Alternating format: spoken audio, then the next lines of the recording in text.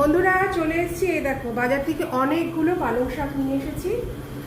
তো পালং শাকগুলো কি করব, তোমরাও এটা করবে বাড়িতে। পালং শাক এরকম আটি বাঁধা থাকে, তো এটা গার্ডার দিয়ে বাঁধা, অনেক সময় সুতো দিয়ে বাঁধা থাকে।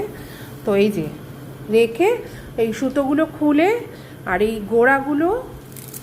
গোড়াগুলোকে ছাড়িয়ে এরমভাবে তোমরা অনেক দিন এই শাকটাকে রেখে দিতে পারবে, অনেক দিন।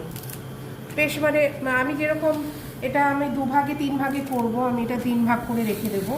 অনেকগুলো শাক নিয়ে এসেছি, আর এটা তো পালং শাকের এখন খুব দাম, তো আমি একবারে কালকে সস্তা পেয়েছি, একবারে অনেকটা নিয়ে চলে এসেছি। তো এই যে ছাড়িয়ে এবারে আমি প্লাস্টিকে ভরে রেখে দেবো।